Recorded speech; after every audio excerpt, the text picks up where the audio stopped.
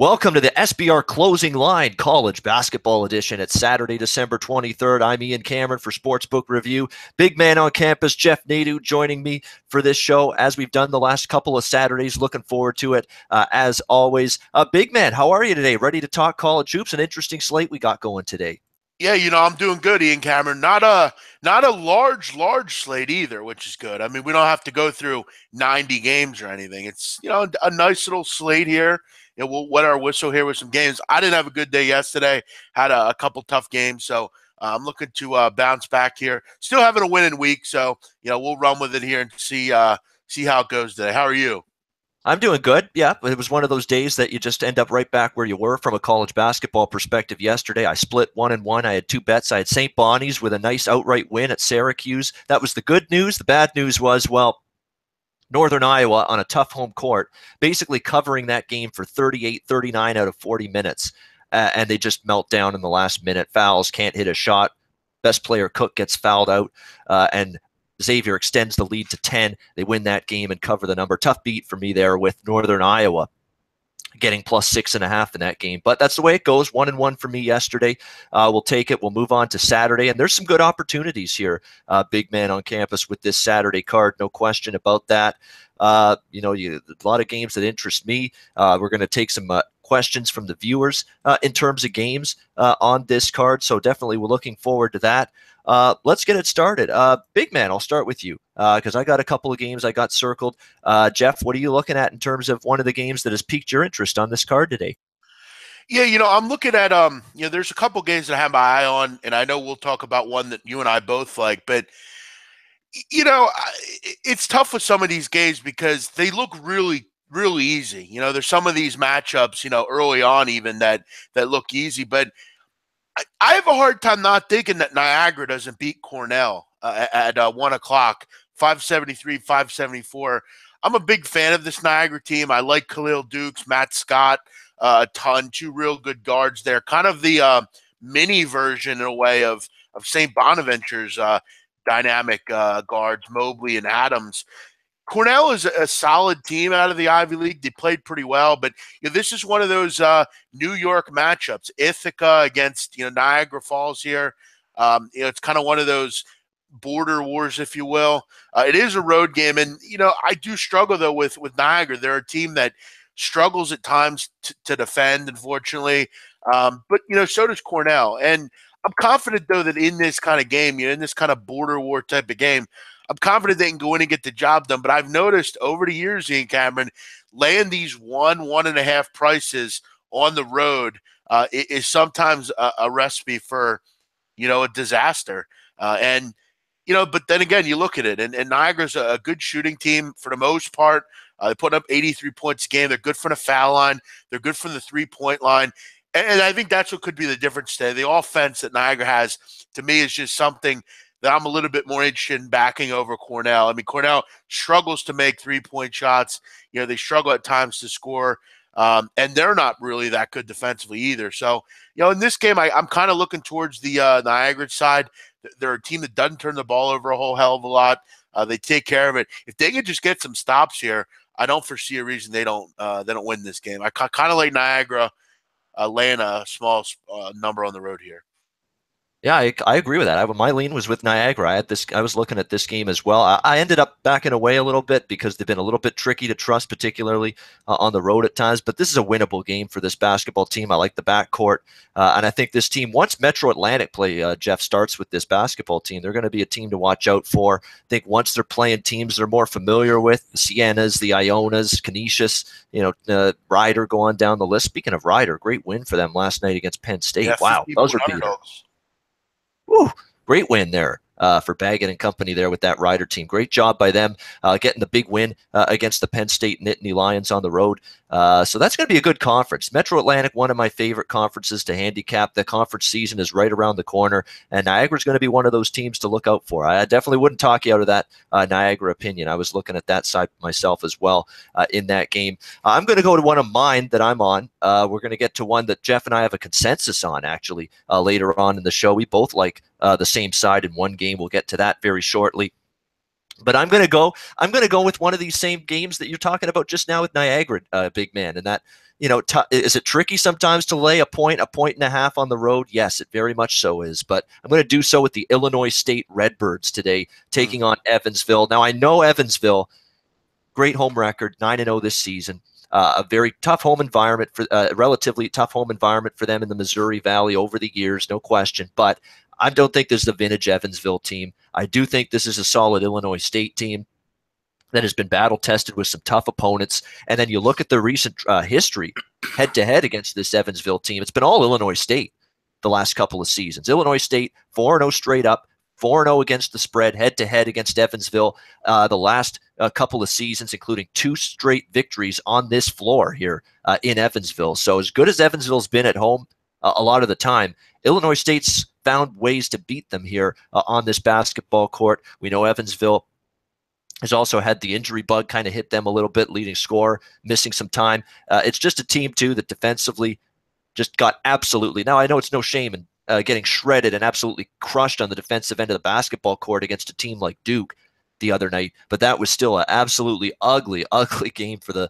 Evansville Purple Aces on the defensive end of the basketball court. Duke did whatever they wanted. Clearly the step up in class, something they weren't able to handle, but I'm not sure they're going to be able to handle this Illinois State team. I just think you're getting the better, well-rounded basketball team that's owned this series for the last couple of years in a price range here with Illinois State, where they just pretty much have to win the game in order to cover the number. In fact, I'm going to go, instead of laying 1.5, the money line is sitting out there pretty much consensus about -130 across the board. Illinois State on the money line. I have no problem laying 30 cents on the money line as opposed to -1.5 or -2. Those 2-point or less favorites, I'd rather have that money line security backing me rather than just laying the points just in case you get some crazy shenanigans late in what could be a close basketball game. So give me Illinois State here in this game. Money line is what I'll make it, -130.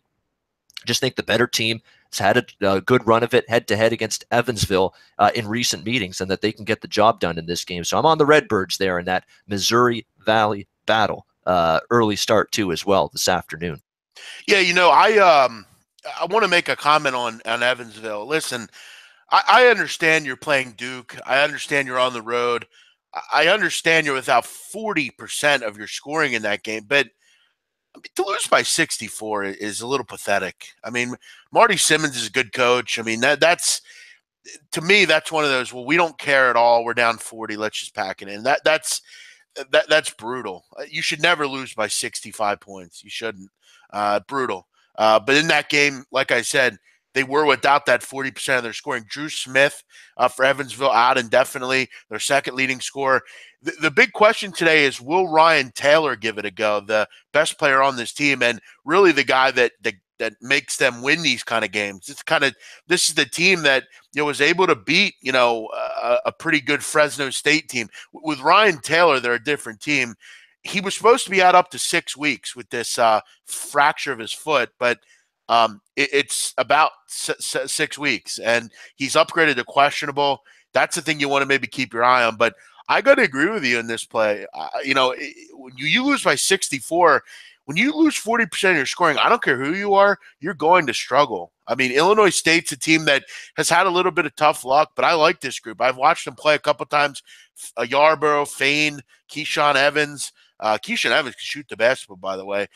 They've had some tough luck. I mean, they played some good teams. They beat Ole Miss, though. They lost to Murray. They lost to BYU. They lost to Nevada, Florida Gulf Coast, Boise. And they've had some really tough games, and they played well in some of them, even, like I said, going into Ole Miss and beating them. So, yeah, I like this play here. It'll even be sweeter if Ryan Taylor's not out there, surely, Ian Cameron. It will, and you mentioned it. I was going to bring that up too. Ole Miss, BYU, Nevada. I mean, you've cut your teeth on some decent quality of opponent on the road this season, this Illinois State team. So it's not like they've played Sisters of the Poor. They've challenged themselves to this point in the season, and I think they can take advantage of this Evansville team that, quite frankly, I don't think they're as good, and they're struggling right now, really in both ends of the floor. So give me Illinois State there in that game, like that play quite a bit. Why don't we jump into a play here, big man, that we both have consensus on? We like this one a lot. It's a in-state battle, I guess you could say. Wisconsin, Green Bay taking on Wisconsin. The Badgers laying 19 points in this game. We've got the total in this game at -136.5 to -137.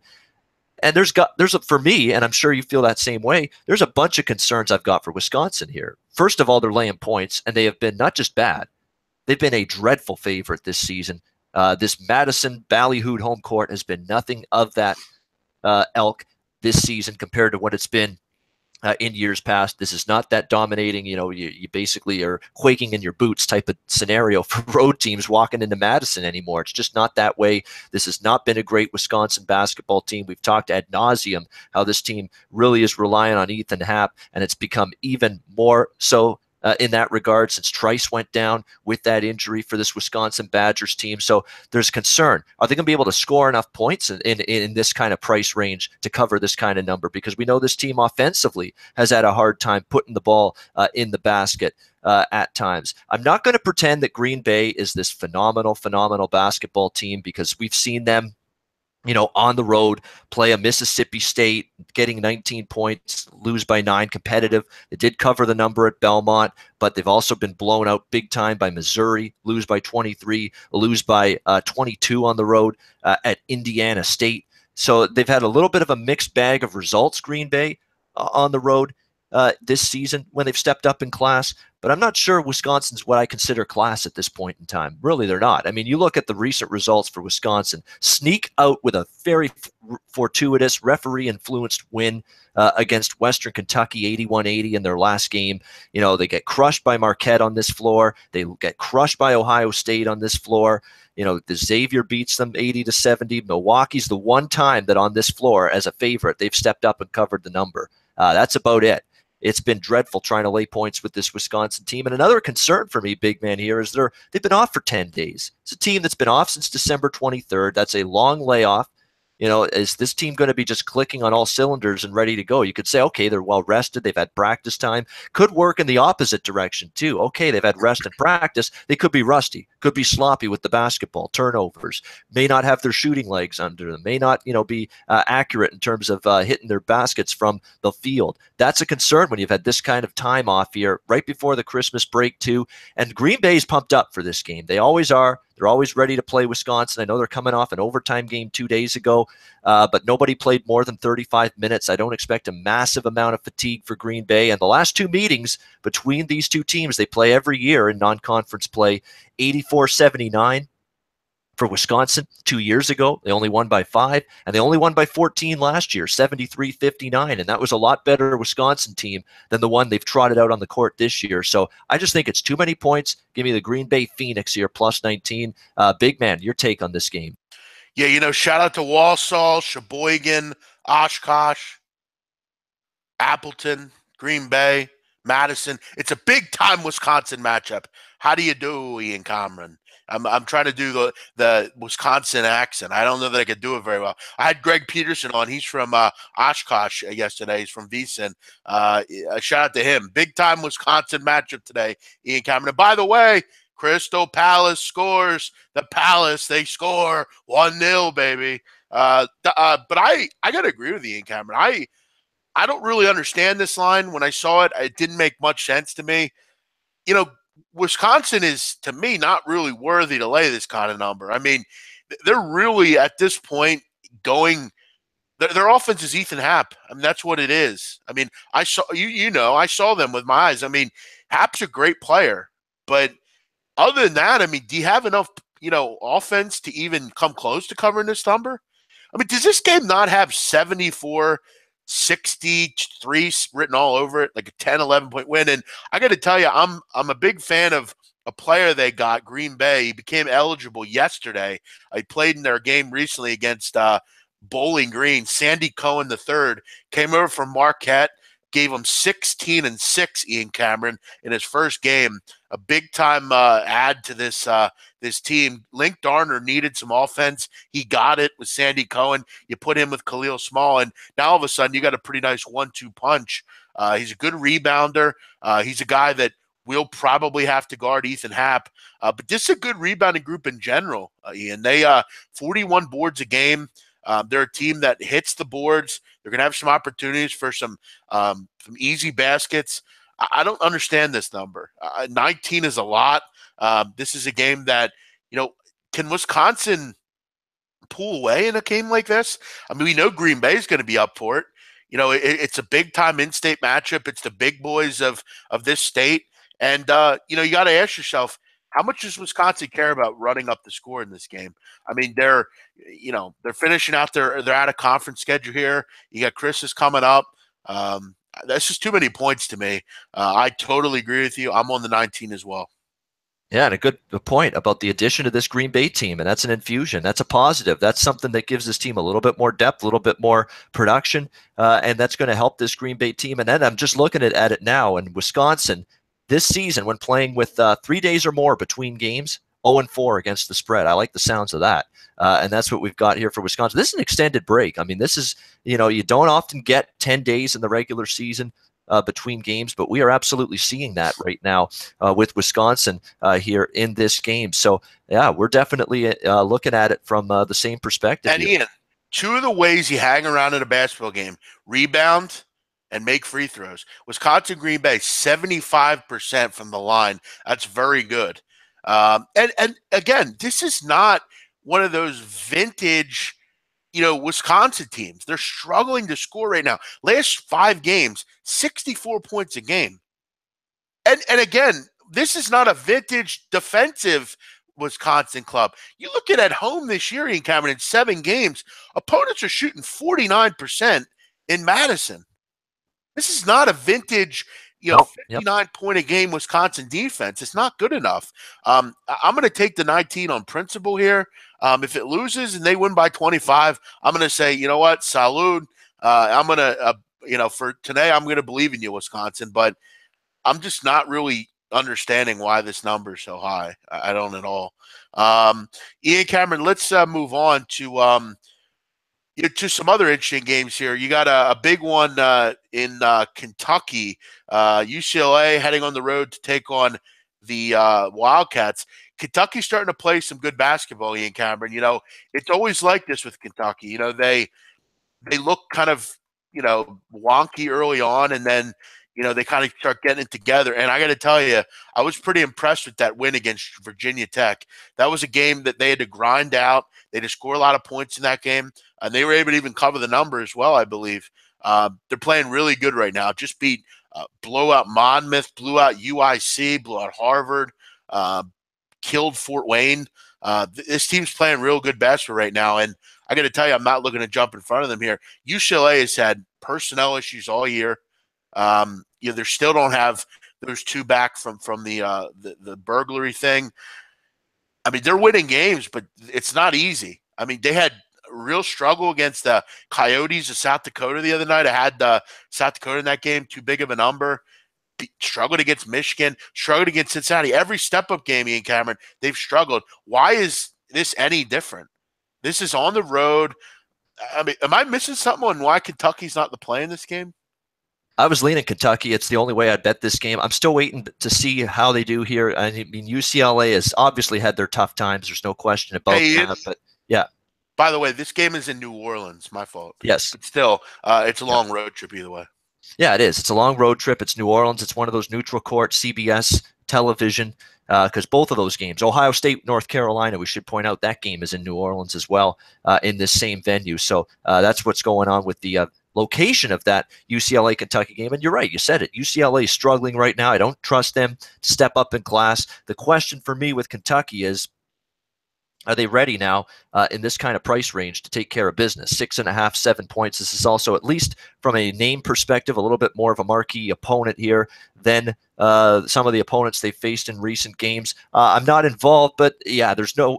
If you had to give me a free bet on this game, which way I'd go, I'd absolutely go toward Kentucky laying the points. UCLA stepping up in class. I know the game against Michigan, they played well. They could have won that game, but it was a bad meltdown late in the second half away from home. That's a concern with this UCLA team. If they take a punch from Kentucky in this game at some point, do they have the poise and maturity to punch back? They didn't against Michigan. That's a concern for me for them going on the road here to New Orleans to play this game.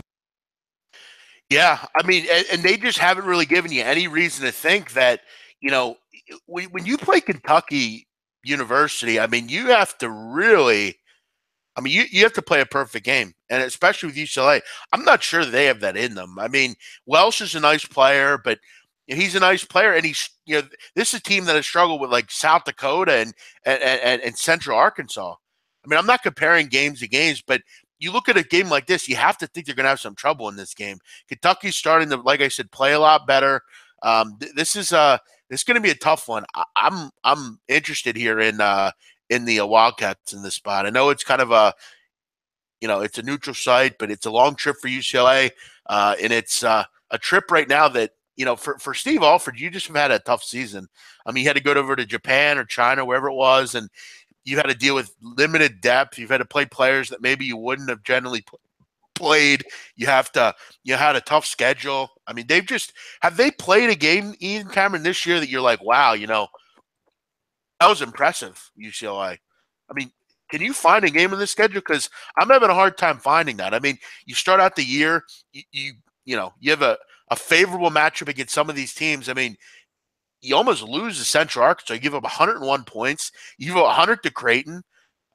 You beat a Wisconsin team that we find out at this point isn't any good. Nothing special there. You lose to Michigan.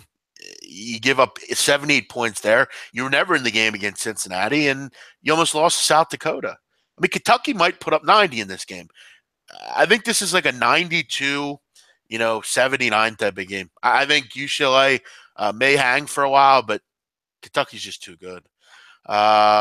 Tennessee, Wake Forest, very interesting game here.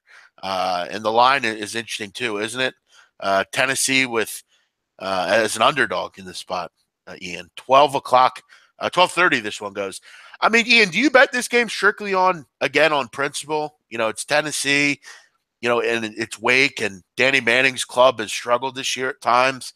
I know Tennessee, had some trouble with Furman, but I think that was a bit of a wake-up call for this crew. They were to get the job done. They didn't lose the game, so that's a plus. They're ranked. You got a big non-conference schedule conference schedule coming up, but you have some time off now. You can't really take your foot off the gas, Ian Cameron, here on the road. A sleepy atmosphere, I'd imagine, in Winston-Salem. The Wake Demon Deacons, just been average at times this year. They're playing decently well though lately. What do you think on this game? Any opinion?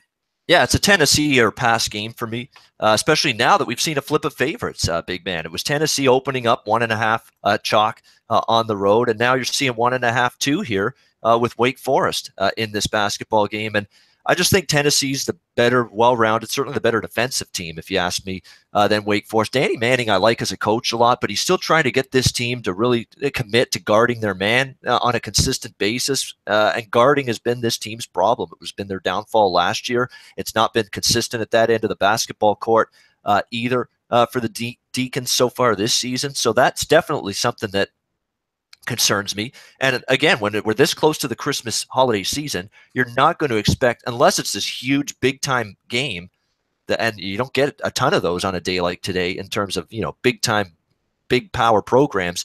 Don't expect big time home court advantages for teams going into the holiday. I'd much rather have my money on road teams or neutral court games where you don't have to worry too much about lack of a home court edge. And you worry about that for Wake Forest. Is this, it's an early start. Is that home court going to be as strong as maybe it would be otherwise? Say if they're playing a big time team out of the ACC, let's say they're playing Duke, on a Wednesday night at 9 o'clock. Okay, that's going to be a good home court type of feel and environment for Wake. Not so much playing Tennessee outside the conference 2 days before Christmas on a Saturday at noon Eastern. I mean, it's that same kind of deal. So be careful of these home courts. I devalue the home courts a lot more on a day like today than I would say in the middle of January, February, in the middle of conference season, through the week at night where it's a big time game. Definitely lessening the impact and effect of home courts on a day like today is something I do. And I think if this line continues to creep up, I will put Tennessee in pocket in some way, shape, or form. I know they had the nice win or the nice comeback, bounce back, I guess you could say, against Furman. They let it slip against North Carolina last week, but I think it's a situation here where Tennessee, to me, is a team I just have a little bit more faith in getting stops at this point than Wake. So I hope the line keeps creeping up. If it gets to 2.5, if I can get a full bucket as a dog with Tennessee, who I think is the better team. I'm in. I got to tell you, man, I know I just said I think on principle you have to place a bet on Tennessee, but I got to tell you, Ian Cameron, I got a weird feeling Wake gets the job done in this game. I think Wake has the sharp money on their side, which you can take or leave. Doesn't matter much to me, but I think this is begging you to take Tennessee. And I'm going to tell you right now, this Wake team has won 6 in a row. They've won 7 of 8. They're playing some pretty good basketball right now. I mean, again, you can discount the opponent they played and whatever, but it feels like Danny Manning, it seems like every year when you think this team is down and they're not going to do anything, they remind you and say, listen, we haven't been playing too well, but don't just think you're going to come in here and walk all over Wake Forest. Like you said, it's an early game. It's the last game before Christmas. You got to go on the road to face sleepy Wake.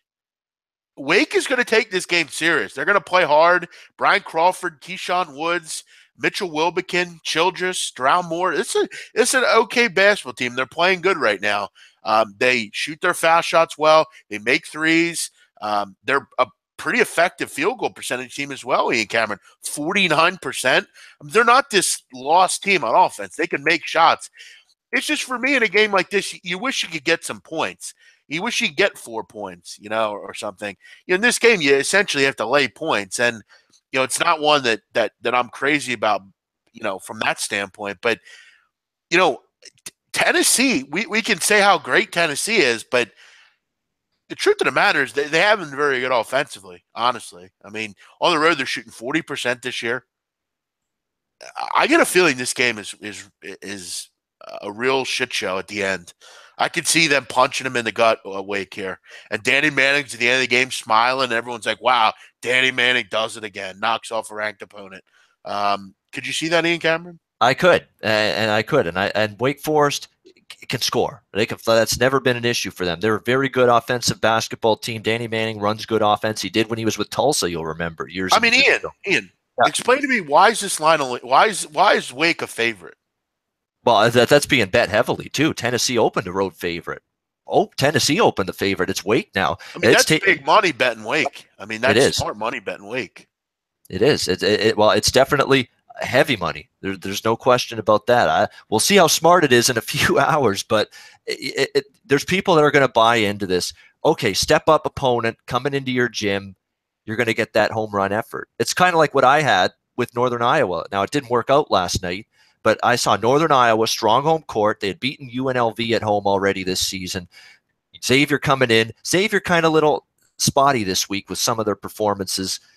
East Tennessee State, they barely survived that one last week, and then Marshall earlier in the week. So that's kind of like what this spot sets up in. You got a team that's, a good team, Wake Forest, not great, but good, at home, facing a team that's playing really good, that's going to have their attention and full focus for this game. And I'm sure some bettors are flocking to that. Clearly, there's more than some flocking to that because Wake's taking money hand over fist here in this game.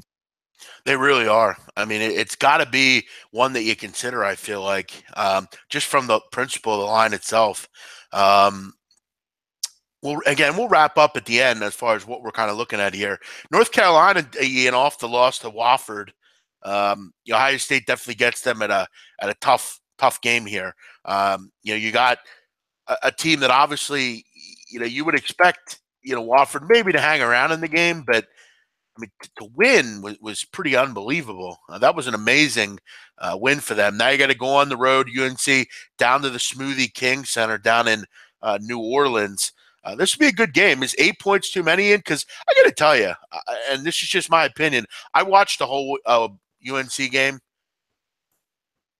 I'm not sure I see it with North Carolina. Maybe a lot of people do, but I think Luke May, all right. I mean, he had a great start to the season, but I mean, what do you really have at North Carolina? You have a pretty young group.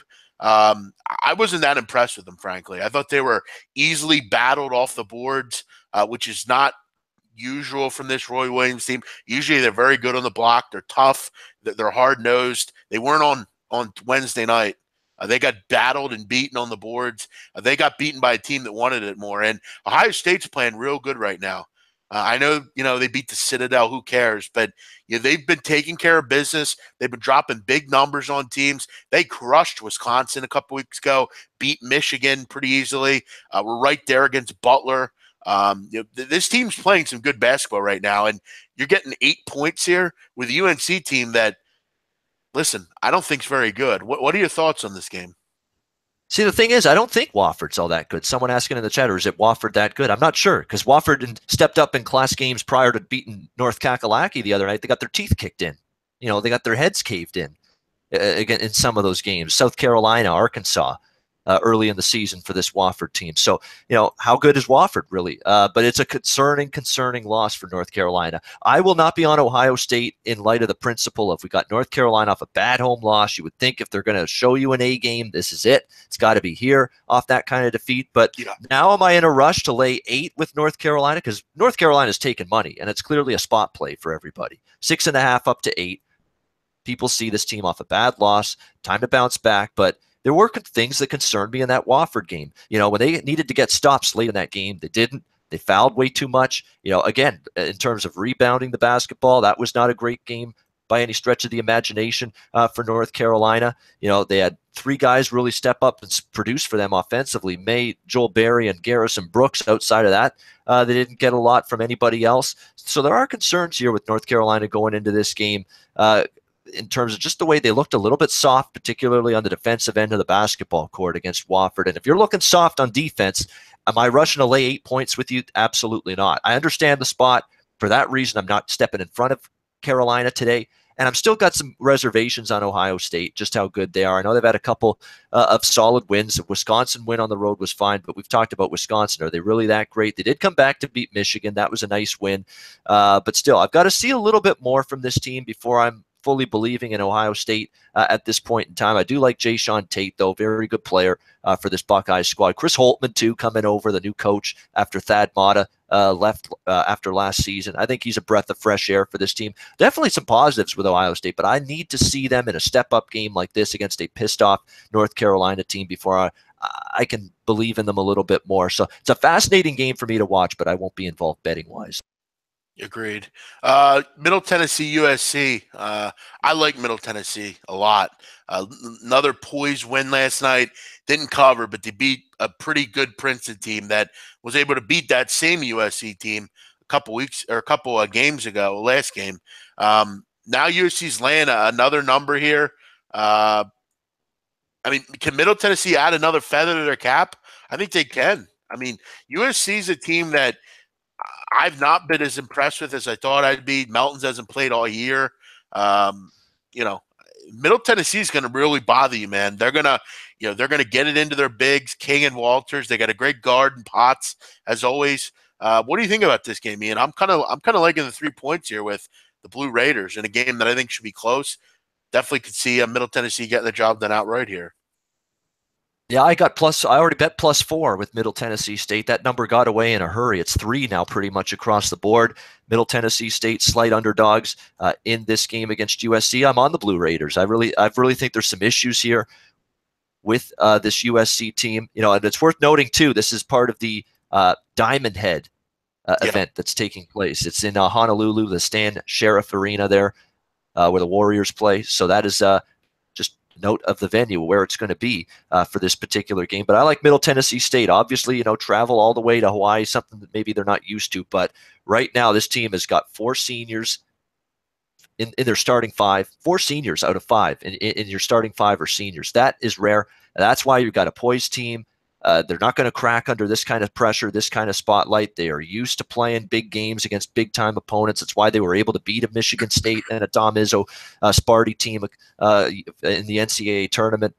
So this Middle Tennessee State's got what you like. They've got seniors. They've got experience. They can score. They believe and take pride in the defensive end of the basketball court. That's what I like to see. That's what basically a style of play and a belief system that Kermit Davis has instilled in this Middle Tennessee State program. They're holding foes to 42% shooting, just 31% from three-point range. That's really good to see. And USC's just been out of sorts. Bigman mentioned it. They haven't had DeAnthony Melton.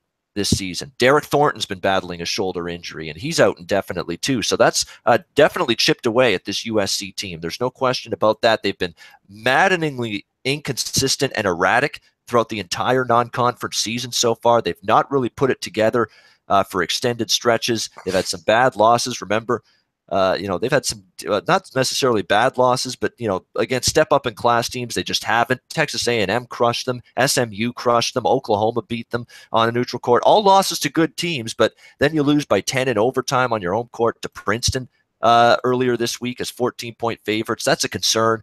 I'm not sure we're getting USC's best basketball. We may not get USC's best basketball until, Benny Boatwright just recently came back. He's trying to work himself back into game rhythm. Chemezi Metu's been sort of inconsistent this year. Again, Melton and Thornton haven't played yet this year. There's just a lot of moving parts for Andy Enfield's team. They haven't put it together. That's bad news against this very cohesive, very much a team in every aspect of the word, this Middle Tennessee State team. They play as a team. They execute as a team. And if they do that today, they're live to win this game outright. I took +4. I still like it now at +3. Shout out to, we're pretty open in this show, Ian Cameron. Shout out to Celtic Football Club today. A big-time win against Aberdeen in the Scottish League. Ian Cameron, I'm a Celtic supporter. Big-time win today against the second-best club. Needed that. They're rolling against Aberdeen. Ian, did you know where Celtic was? Do you even know where that is? Do you know where that is? Celtic FC, a joke. I honestly don't. You'll have to fill me in. Geography. I lost my geography knowledge after grade 10, basically. Yeah. Scotland, Ian Cameron. Scotland. Oh, I knew the country. What town? What town? I mean, yeah. Oh, it's in Glasgow, buddy. Glasgow. Okay, Glasgow, the capital. Okay. Yep. All right. Bigman, do you ever go to Parks Casino? Yeah, I do. Once in a while. Let's Ian Cameron rapid fire here. We'll take about 5 more minutes here. Settle down, Alert Eddie. No, they're not. Rangers is not in the second best team. Aberdeen is right now. By the way, I just live bet the draw in the Crystal Palace game. So as long as we don't have a Swansea win here, I'm gonna basically break even for the most part. But I'd like a Crystal Palace win if we can get one late. Yeah, Cardiff. I'm done with the England Championship. I'm done. I tell myself every week I'm done with it. I haven't bet it in weeks, and of course I bet it today. It's such a fucking shit show. Let's get into some rapid fire here, Ian Cameron. An interesting game here. I think Guan White asked about this game. Guan White, a loyal listener to the show. Florida Atlantic at Minnesota. Going to be an interesting battle here for Ron Delph, the 7-footer from Florida Atlantic. Very good basketball player, Ian Cameron. He's going to go up against Jordan Lynch in this game. Jordan Lynch, as we know, one of the better defenders in the country. It's going to be a great battle. He could take Delph out of the game, and if he takes Delph out of the game, that could be bad news. But this is a Minnesota team, Ian, that struggled a little bit. But you ask yourself, Florida Atlantic, I mean, they just got absolutely murdered by Texas Tech the other night, hung in the first half and just punted in the second half. Is Minnesota good enough to lay this kind of number? Have had some issues on defense at times this year. I saw Arkansas just shred them on defense. And Florida Atlantic has had a nice season so far. I mean, obviously other than that Texas Tech game, but they have 2 straight losses here. Delph could be nullified by Lynch and Murphy. Is this finally the spot where Minnesota lays the lumber on a bit, an opponent here? What do you think? Anything? I'm not willing to lay 21 to find out the answer to that question. That's for sure. I got to see more defensively from Minnesota. It's been a little bit of a disappointing run for them. We were really raving about this team in early November, mid-November, and then it seems like they started to get into December. And, the classic competition sort of got a little tougher for Minnesota. That Arkansas game stands out like a sore thumb. They were dreadful on the defensive end of the basketball court in that game. And they've had a little bit of trouble recently in this kind of point spread range. I mean, look at what Drake did. Drake hung in there right from start to finish on the road against Minnesota. That's a Drake team that got killed in Iowa in another road game they played recently. So that's not really a ringing endorsement for me wanting to lay this kind of number. So it's a game I stayed clear away from. By the way, we should give Trae Young the player of the year right now. I'm not sure what we're waiting on there. Trae Young has been unbelievable. He's been fantastic. Crushed Northwestern last night. He did a tap dance all over that Northwestern Chris Collins defense last night. He did whatever he wanted. whatever And you you know what? wanted. I almost feel like a father sending his kids off to college in a way because, Ian, I think you know this. I spend a ton of time on basketball recruiting. I watch a lot of these kids in high school before they even get to the living room of everyone else. And I remember when I did I usually try to rank the top 20 players, and to me, Trey Young was the best shooter in the class. I mean, there was a lot of great players. Colin Sexton, Bamba, Aiton, Wendell Carter, but I mean, he was the best shooter by a lot. And it was interesting for me when he chose Oklahoma because he had other schools knocking down the door, but Oklahoma was his boyhood team. I mean, he had went to games there as a kid, and it was a big get for Kruger there at Oklahoma. And when I saw him, I thought to myself, wow, he's a lot like Buddy Hield. I mean, he's just a kid that can take a game over. He's at this point, is he going to be better than Buddy Hield? Buddy Hield was an amazing college basketball player, so it's hard to say. But I mean, the kid can shoot from anywhere. He's a great assist man as well. He's been really impressive. It'll be interesting to see how if he can keep this up in the conference play. But I don't see any reason he shouldn't. Oklahoma's a scary team. If you can, opine on them. Let's keep it going here. One or two more, Ian. Any other games, Ian, that you want to mention today?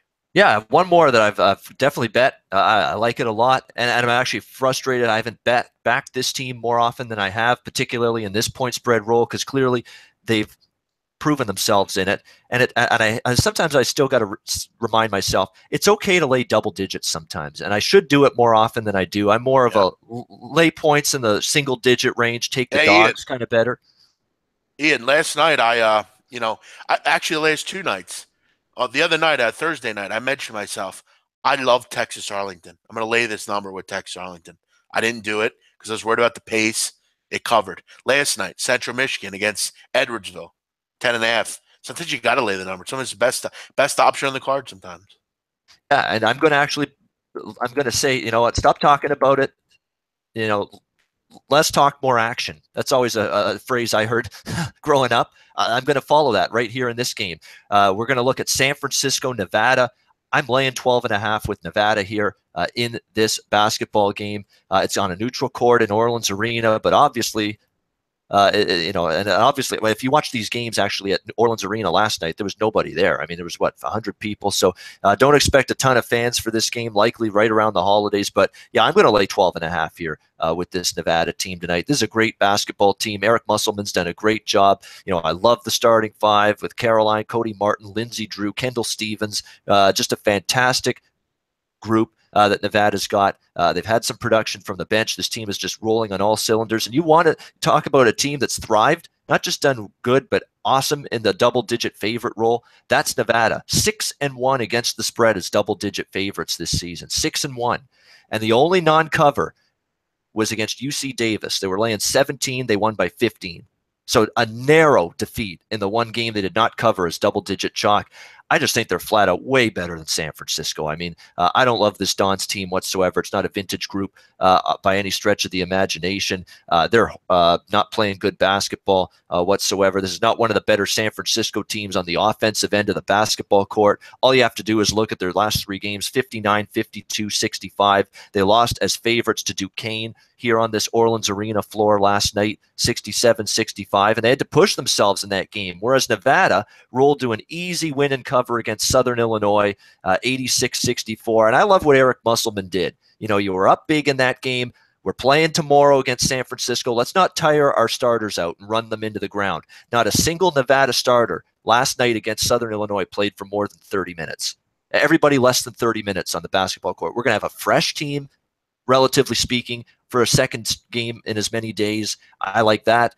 And I like the fact that I just think Nevada has that offensive ability. Clearly they do. They can score to pull away from the San Francisco team late. I'm on Nevada here, minus the 12.5. I think they win in that 15 to 20 point range, which has been a common type of margin of victory for them all season long against inferior opponents. And Nevada's one of the listeners saying a freight train. Totally agree. I mean, they're rolling right now. I can't disagree with you there. I mean, how do you not consider always laying the points with that group? Other than that, I mean, I think we went through a lot of these games. I think New Mexico State, Miami will be an interesting game. New Mexico State is a really, low level WAC team, but they're a really good WAC team. They're a team that will probably win that conference. And, this is an interesting mid-major. I mean, getting some points here, almost double digits. This game's late, so it'll be interesting to see what the line goes here as far as this one's concerned. Might have some interest in it, but overall, a pretty interesting card here today. I think we both can agree. I like Wisconsin Green Bay. So do you. I actually just put that out on Twitter. That's going to be my play of the day. That was a game I had looked at all day and all morning here, and you would agree. I also like Niagara -1 against Cornell. I like your play on Illinois State. I think that's a fair play, especially if Ryan Taylor doesn't go. That's maybe one you want to keep out for. Maybe check out. I'm sure I'll retweet it when I find it. If he doesn't play, I think that's a go. And then it's hard to not like Kentucky. They're down to 6.5 at some books now. That might be a game I'm going to look to move on as well here. Ian, what are you thinking today? All right, here we go. Mute mic button. Stop typing, Ian Cameron. We've told you about that. No, exactly. A few other people have too. Yeah. I got to wonder about you, Ian Cameron. Yeah, I know. Keep wondering. I'm not going to bust. Yeah, I'm not going to bust out that line. That's reserved for Gabe. Yeah. We're going to go with 4 plays. Yeah, we've recapped them. We'll just recap them quickly. Illinois State money line -130. Green Bay +19. That's a consensus with me and Bigman. Nevada -12.5, and there's one more. Oh yeah, Middle Tennessee State +4, +3 is fine. If you can pretty much only get +3, but I still like them at +3. I honestly think they can win the game, so I'm fine with the Blue Raiders at +3. So there you go. There's my 4 plays for today. Want to wish all of you guys a very Merry Christmas. I'll be on actually about 10 minutes or so here with Loshak and Drew Martin going over some bowl games. Didn't have a good bowl card yesterday. I think I'm 2-2 on my bowl games I've given out here. Had a 2-0 start, but yesterday UAB and CMU were not close. So we'll look to get it back today. We got South Florida on the card today. And then we got a couple others as well. Toledo, App State, and San Diego State Army. So we'll go over those 2 today. Looking forward to that with those guys. Again, want to wish everyone a very Merry Christmas. After that show, Ian Cameron, I won't have a show until Monday. How about that? Actually, I won't even have a show Monday. Tuesday will be my next show. I can't remember the last time I had a day off here at SBR, Drew Martin, or Ian Cameron. I've been off very rarely here, even during the summer. I honestly can't remember. I think the last time I didn't do a show was during IFBC when you guys were having the shows down there. But other than that, I mean, I could probably count on one hand the amount of days I've not done a show in some aspect. So, yeah, it's going to be kind of nice. I'm looking forward. Yeah, I'm looking forward to a couple of days just to get away. As much as I enjoy doing the videos, like my next live show is going to be Wednesday when we do the Ice Guys instead of Tuesday. We're doing it Wednesday because there's no hockey on Tuesday. So Wednesday's my next live show. I might do a pre-taped college basketball video on Tuesday. But that's about it. So I'm in the same boat. You won't see me around here until at least Tuesday, maybe even Wednesday. So I'm looking forward to the Christmas break and just, taking a deep breath and getting ready for the next grind because, it's right around the corner. Yeah. And again, I will, obviously always throw out the play of the day on Twitter, even on Christmas. And I also urge you guys, I'll throw out some NBA as well. I think I've hit 5 in a row in the NBA.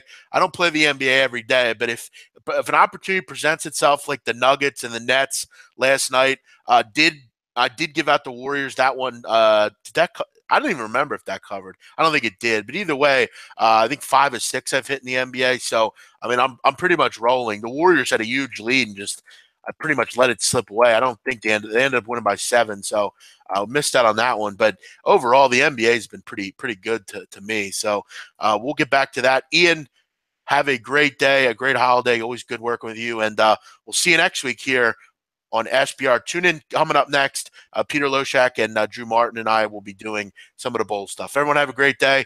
We'll see you next time. Bye-bye. Merry Christmas, everybody. Ho, ho, ho.